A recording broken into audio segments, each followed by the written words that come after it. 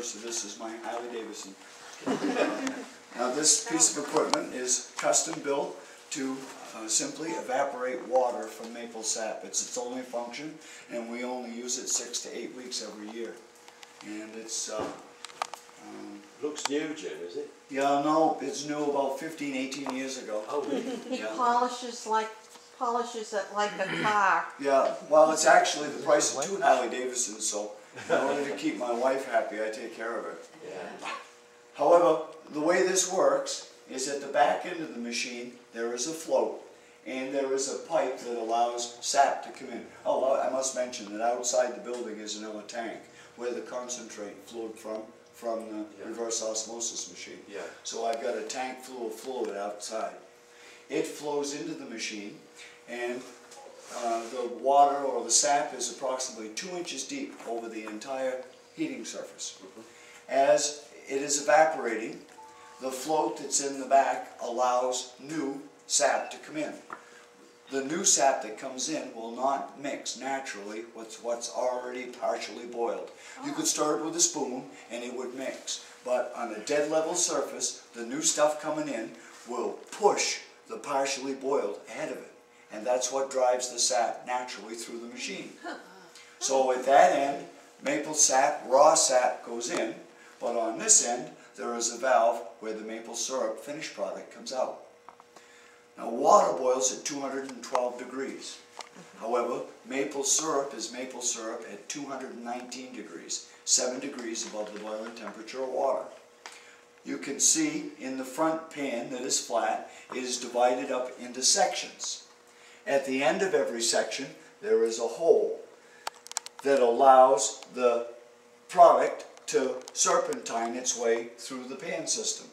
So temperature-wise, on the far side it would probably be 216, 217, 218, and then finally 219 in the last section.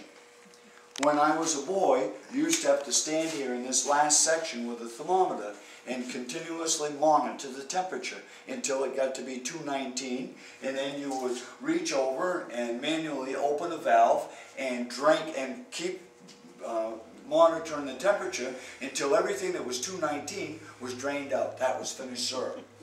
The stuff that was 218 took the place of what was 219, and then you let it heat for a while longer until the 218 turned to 219, and you would continue to do that.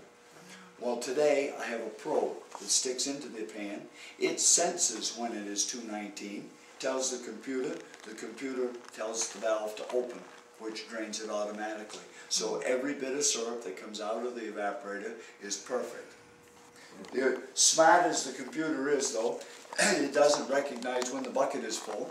Oh, that's not good. No, so you still have to pay attention to it to some extent in order to empty the buckets. And as it comes out, many of you probably think that we just throw it all into a pan and we boil it down until it is done.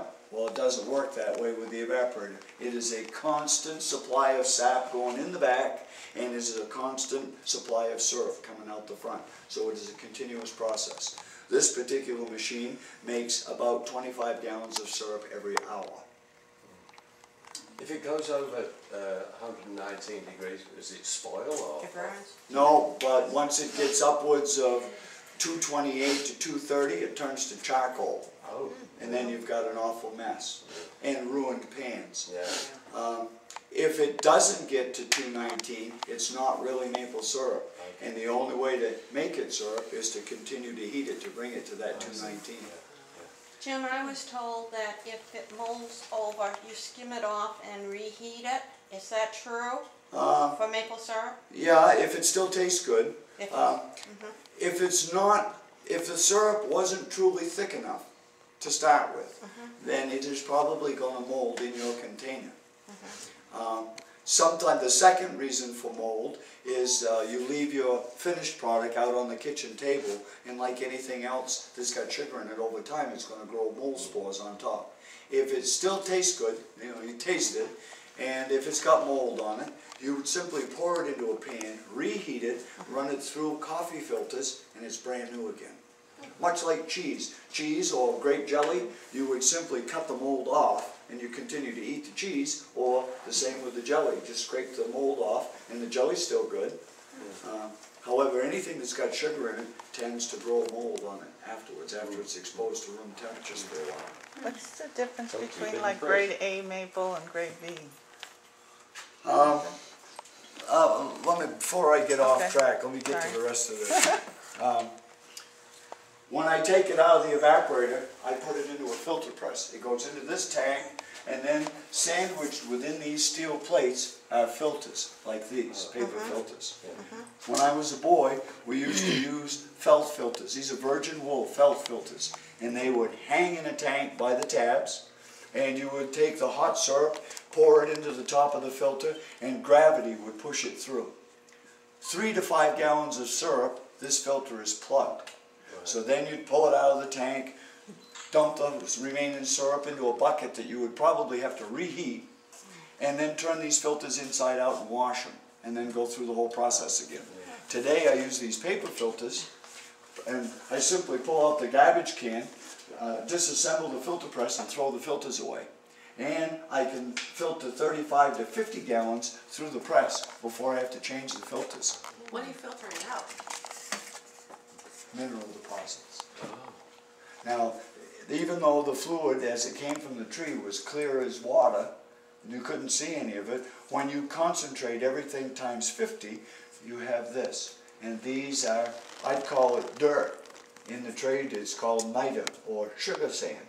But it is simply the mineral deposits that's contained within the sap that it's sending up to feed the tree.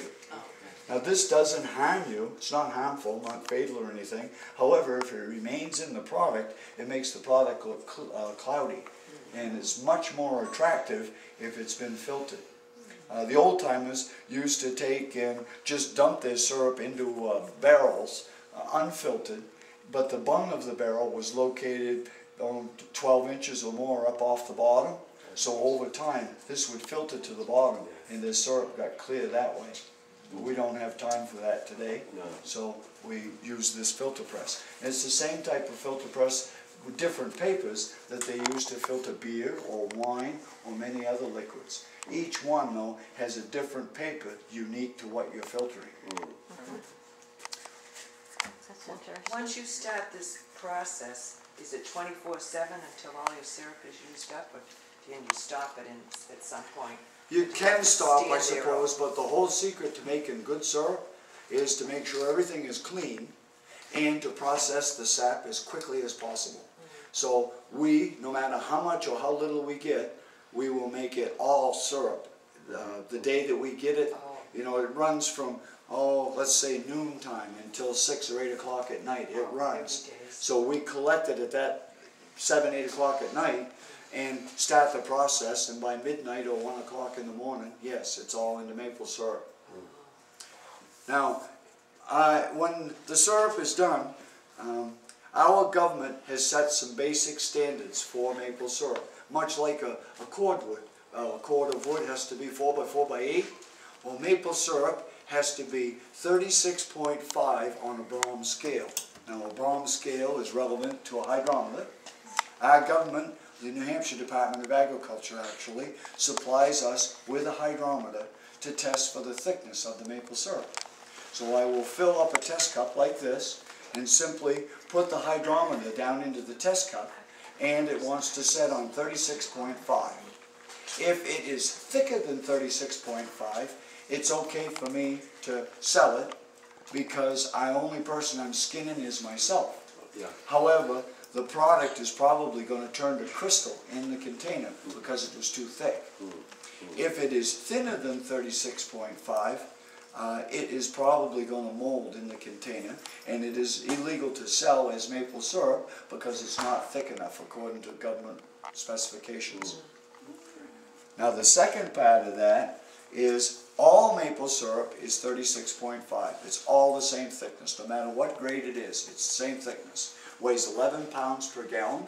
It is 66% sugar, all maple syrup.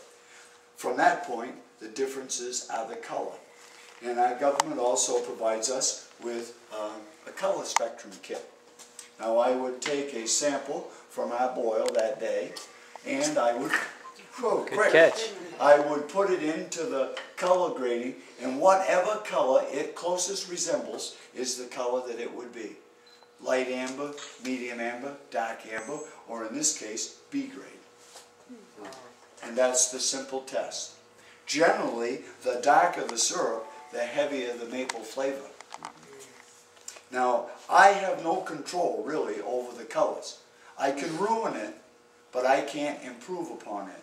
I mean, Mother Nature's in charge. Generally, when there are cooler temperatures, like at the beginning of the season, there is less bacterial growth, the sap is sweeter, and as a result, we make lighter syrup. As the season gets along, it takes more sap from the tree to make a gallon of syrup because it's not nearly as sweet. And the temperatures are warmer, which encourage the growth of bacteria, which make the syrup darker in color. And why is that? Because if B grade is less than an A grade, why, you said darker usually means sweeter. No, heavier maple flavor. Oh, that's right. Yeah, and to explain the difference in flavor, you've drank beer before, I assume. The difference can be compared to Coors being light syrup or Guinness being B grade. And you know, each one has a specific flavor. Like the Guinness, for example, leaves a taste in your mouth afterwards, whereas the Coors generally doesn't. And that's the same with the lighter grades of syrup. This is a sample of the very first boil of the season. And this is a nice, fancy, light syrup. And these are the same syrups that make the candies. Same trees, same pipeline, same everything except for time of year. This is the last boil of the season. And what it is it's the chemical composition of the sap collected from the trees. Makes the difference. Now this B grade syrup, I used to use this only to put it in a drum and sell it to a wholesaler because most people didn't buy it. It's only been of lately that people have acquired a taste for it. My grandmother would use it to cook things, to baste a ham or to cook beans or that type of thing. However, the bulk of what I produced I would put into a 55-gallon drum and save for a wholesaler. He would take and sell it to General Foods. They would use it to flavor tobacco, breakfast cereals, and even to flavor Aunt Jemima syrup, which any of you have ever noticed on the back it says 2% maple flavor. This is the 2% maple flavor. Yeah, the other 98% is cane sugar, Yeah. cane syrup or corn syrup. Pure maple syrup can mostly be closest compared to honey, as it is 100% pure. Through the whole process, as I've explained to you, all we've done is remove the water. Everything else that's inside that tree sap becomes 50 times more concentrated, and as a result, it's healthy. The other thing I guess I should say is, now instead of selling it to a wholesaler though, I take that B grade syrup and I bring it over to the Woodstock Inn brewery, and they make beer out of it. Maple porter beer. And it's not that they distill the syrup any further, they use it in place of the sugars. So if you've got a recipe, for example, that calls for 1 cup of sugar, you would use 1.5 cups of liquid syrup to do the same thing. Yeah, and I find people like beer as much as they like maple syrup. All the syrup that we make is made in that 6 to 8 week period that I told you. From the filter press, we store it in 55-gallon stainless steel drums. And from there, I put it into a walk-in cooler to keep it cold, or to keep it cool, even temperature. Later on in the season, as we sell product, it's hard for me to determine at the beginning of the year how many of these individual containers I'm going to need and in what sizes. So as the season progresses, the selling season progresses, we bring the 55-gallon drums in, we put them in a canning unit, heat them to 180 degrees, and then put it into all these individual containers. And from there they go onto the shelves and then hopefully to other people's refrigerators. I should point out that once the maple syrup is opened, it should be stored in the refrigerator. Larger quantities, half gallons and so forth, I recommend to people that they store it in their freezer. because people don't eat it up very fast. And in the freezer, it tends to keep the maple flavor longer and better. Maple syrup is much like a Thanksgiving turkey. It's the best the day you make it. And I know many of you may have had sandwiches the next day. The turkey really doesn't have quite the same zip as it did the first day. Maple syrup, same way. However, storing it in bulk tends to keep the flavor better, longer. Warm in here, isn't it? That's nice. So if you do freeze it, then can you pour out just enough to unfreeze? Or Yeah, it doesn't freeze. It doesn't freeze, okay. No, no.